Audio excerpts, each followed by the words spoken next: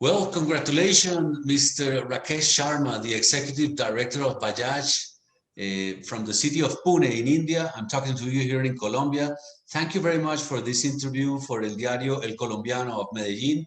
And congratulations for BAJAJ becoming the most valuable 2W company in the world. What is your key differentiation that has led you to this success, Mr. Sharma? Thank you very much, Jorge, for having me over. And very good morning to you. It's Colombia is one of the really favorite places I always like to visit. And I would have liked to do this interview in Colombia, but we will wait for better days to do that.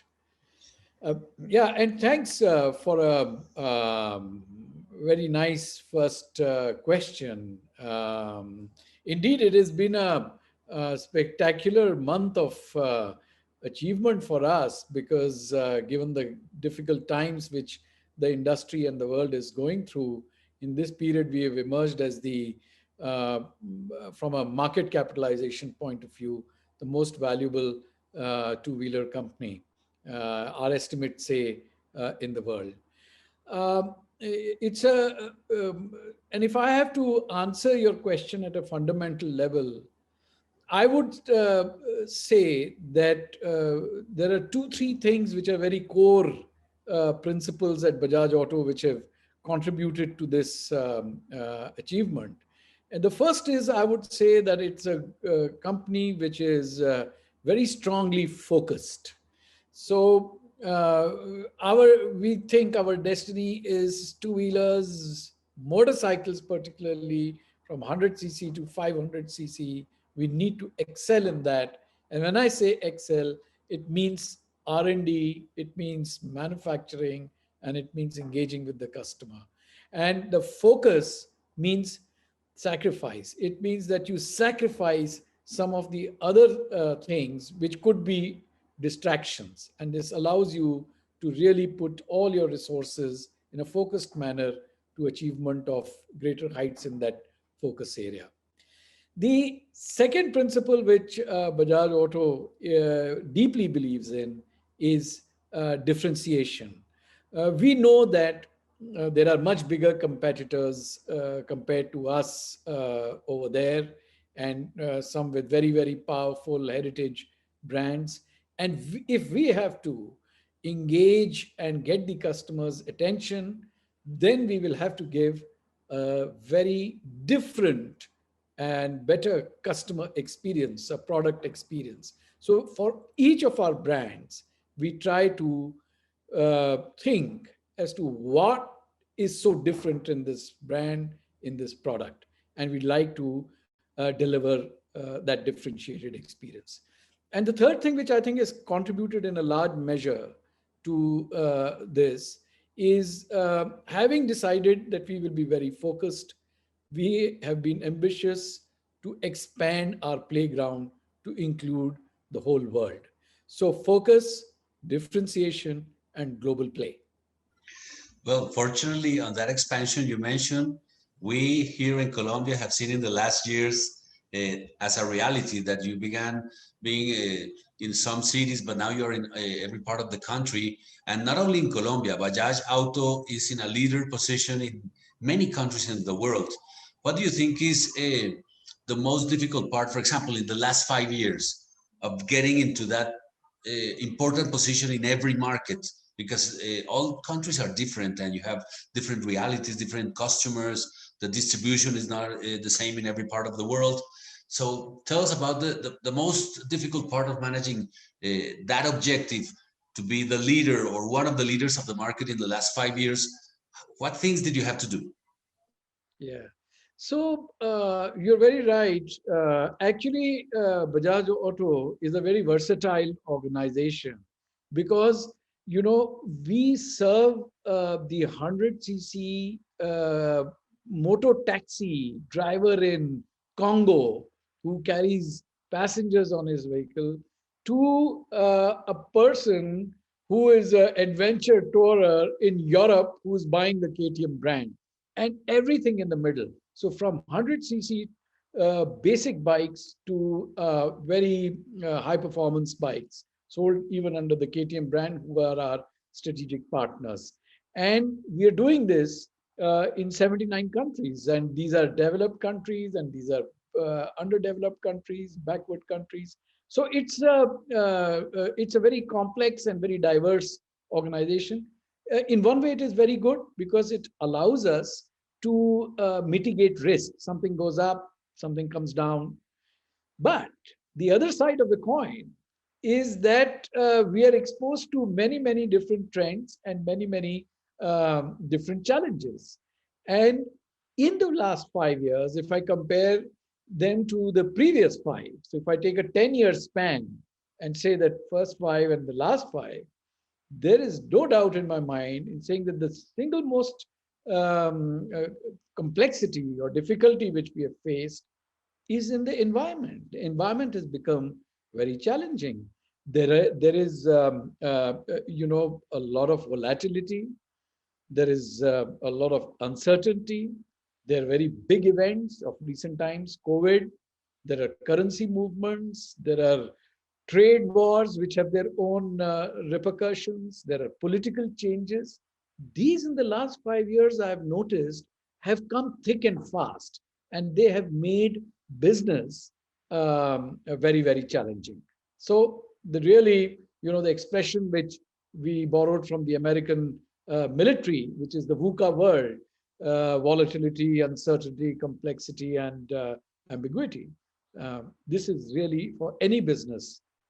It's a very, very challenging time. So now let's talk about the future, Mr. Rakesh.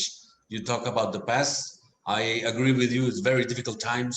Every country has volatility in its reality. But now, looking at the second decade of the 21st century, I think you must have a goal, a milestone. What is your objective in BAJAJ Auto in the next 5 or 10 years? Well, it's a great pride for us that we became the most valuable company, a two-wheeler company, in our 75th year of operation. So we were incorporated way back in 1945. And, I would not put any numbers to this goal or objective because it's very difficult in today's world, as we discussed, to be precise about things, very difficult to forecast or predict.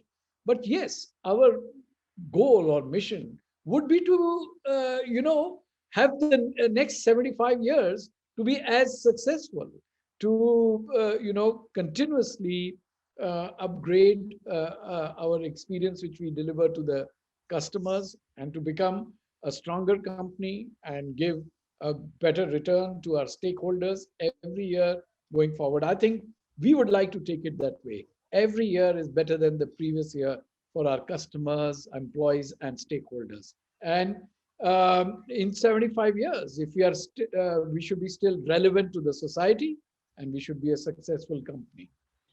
So you're talking about sustainability of the company, stable client service, those types of things. But there is a reality in the market, not only in India, in every country in the world. The new generations are into different types of vehicles, different types of ways of mobilization.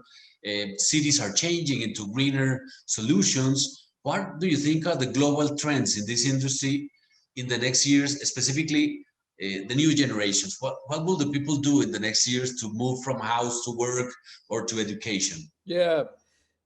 So we can expect a lot of changes, and changes will occur faster in the next 5 years than they've occurred in the previous five. That is the way of things, because we have the convergence of technology, telecommunications, and politics. Many things are converging to deliver telescopic changes.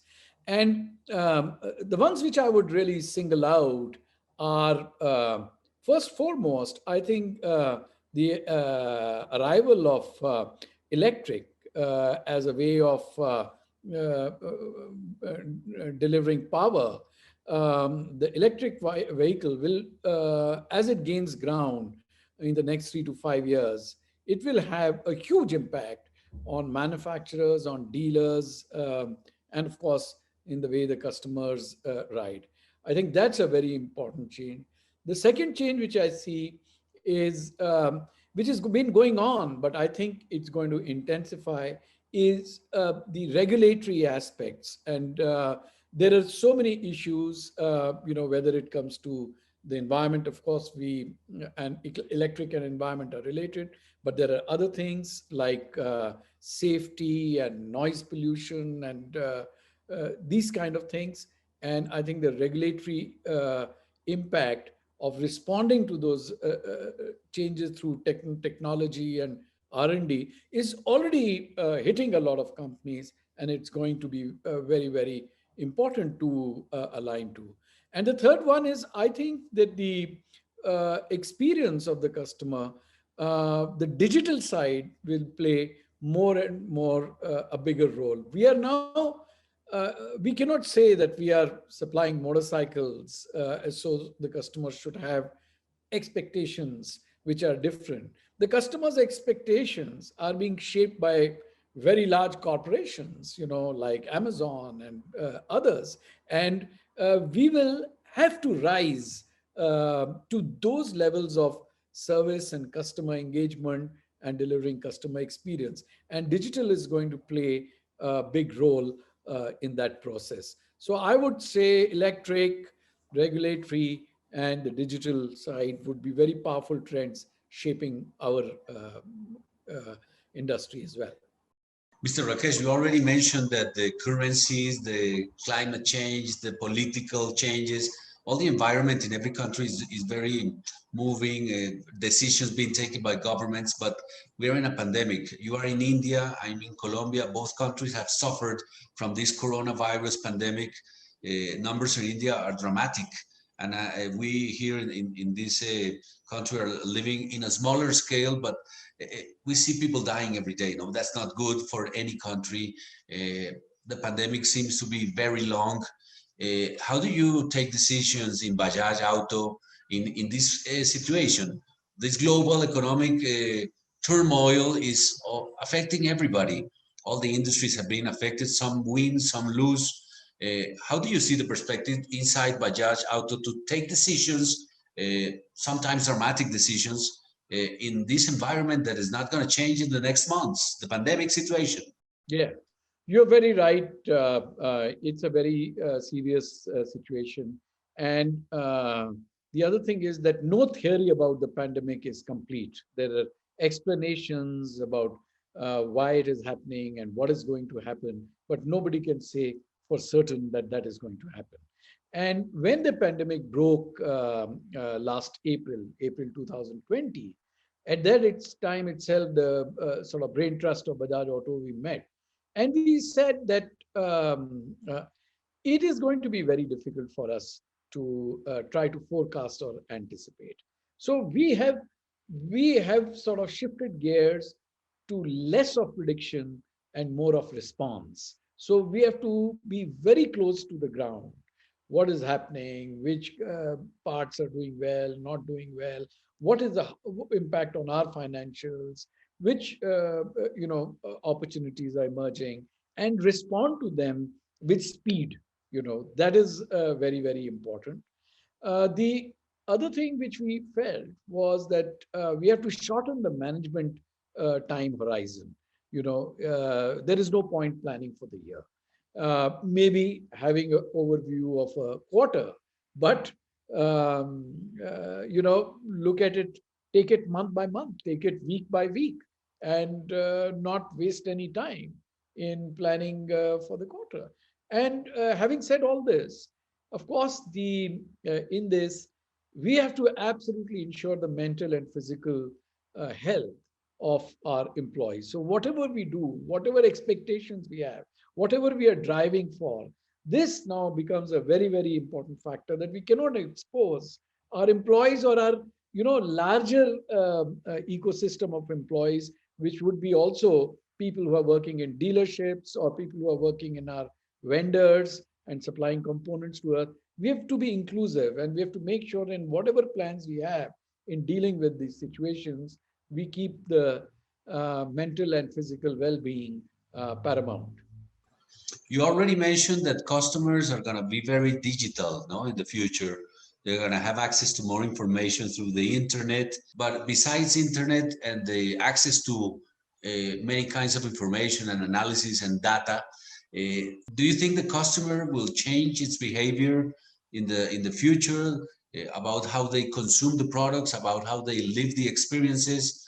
For example, in this industry, what do you foresee in the next generations? The today newborns in 10, 20 years are going to be moving in a motorcycle, or what types of behaviors do you see in the midterm and in the future? Well, certainly in the midterm, I see that there is the case for independent mobility is strong, and I certainly feel that that will continue to remain. The case for motorcycling as a sport and as a leisure activity, uh, is again very, very strong. And I see that both in terms of getting from point A to point B and enjoying the motorcycle, those fundamental drivers will continue. But I think the customer is going to be more sensitive to a holistic experience. It is not just about the ride, but it's about the full ownership cycle of which whatever 3 to 5 years when they own a motorcycle, and how they deal with the company. I think and this is not just a new trend, but I've been observing over the last 5 to 10 years that the customers have not got that kind of a blind faith in brands, and they are more sort of, they rely on the information that their WhatsApp groups give them, or their Facebook gives them. If they want to buy a motorcycle, we may be advertising and we may be having a very good TV commercial, but it can be of no use, because if the person goes to a Facebook group and asks, hey, which brand should I buy, and gets a different answer. So people rely more on social information of their of a group to which they belong, and they adjust. I also feel that the sense of aesthetic is increasing in the customers. Whether it is whether it's a entry level customer or a high performance customer, people want to buy things which have got style and which have got design. And I think maybe the market is going to get polarized in the medium term, with aesthetics and performance at one end, and the other being very, very functional and value for money product, and nothing in the middle. So those brands which try to be everything might end up losing. You already said that your company has a big area of research and development. What is the next 5 year vision of any Indian company? Because your country historically has made a lot of developments in technology and in different pharmaceutical innovations. No, India is very, very good at that. Tell us about what you can say of the next 5 years in BAJAJ of research and development. Yeah, so this is a very important area for us. If you look at our where we spend our money on people, you will see that the highest amount of money we spend is actually on R&D, and we will continue to do that. We are wanting to have more of a global understanding of the customers. So in pursuit of that, we have actually opening a network of design offices from Bangkok for in ASEAN, and of course we have something in India. We work very closely with our partners KTM in Austria, and a design center in Barcelona, Spain, which will sort of the designers and stylists over there will be able to give us a much better global sense of which way the customer is going and what will delight the customer. So we are going to be focusing a lot on that. We are investing very, very strongly in the electric side of things. We are putting up a brand new plant to make premium bikes as well as electric vehicles. So that's going to be a very, very big area. And like I said, now the products have to come with a digital layer, and that is another area of investment which we'll do. And of course, we will continue to build new platforms and improve our products both from a performance and design side. Okay, finally, Mr. Rakesh, as you said, hopefully the next time we will meet together, maybe in Medellin, with a cup of coffee, with a bandeja paisa. I think you know that, no? It's a special local dish we have here, and we can see ourselves. But in the meantime, what can you tell us about the alliance you have made with Grupo UMA here in Colombia? How do you see Latin America as a potential growing market for BAJAJ? And especially, what do you like about our country? Well, your last point is very easy to answer. What I really like about coming to Colombia and traveling there is the freedom with which one can talk to people and connect with people. The people are very flowing, and people may not like it, but when you, if I compare with maybe Europeans and all, there is a little bit of formality over there. But when you come to Colombia, you can have a nice discussion and nice talk, and I like that. I like the sense of adventure and fun which the Colombian people possess. And I also really, as a business person, enjoy the fact that the customers want good products, they want new technology, and they want design, style, kind of thing. So that's what I think Colombia, what attracts me to Colombia. But to now get back to the question which you asked, we are very, very optimistic about our alliance with Grupo UMA. We know Grupo UMA for a very long time, and they are a team of very young and dynamic people. And we've got about 1 million vehicles on the roads of Colombia, and we've got a long history and successful history in Colombia. We've been #1 in Colombia for a very long time. It is a very, very important market for us. And we've already got about 500 stores and almost 600 service points and about 2,600 spare part delivery points.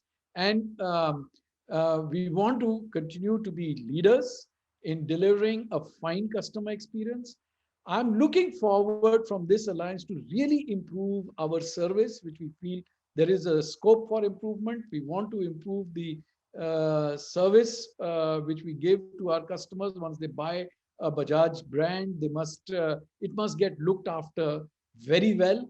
And this is one big area for us to work. Grupo UMA has already got 700 employees, and they're investing in a new large plant. So we are very, very open. We've got the resources, we've got the will, we've got the ambition, and I think we have taken some very, very strong first steps to change the quality of customer experience which we are going to give to our customers in Colombia. Oh, it's been a pleasure, Mr. Rakesh Sharma, Executive Director of BAJAJ, speaking to you for this interview of El Colombiano, but I cannot let you go by teaching you a sentence that we say here in Spanish. Adios, amigos. You can say that, no? Adios, amigos, from Colombia. Adios, amigos. Thank you very much. Hope to see you soon in Medellin, Bogota, or maybe I can go to India, to Pune, the city you're in. Yes, and you can visit our plants and our facilities. It'll be a pleasure to host you. Thank you very much for having me on your show. Thank you very much. Thank you.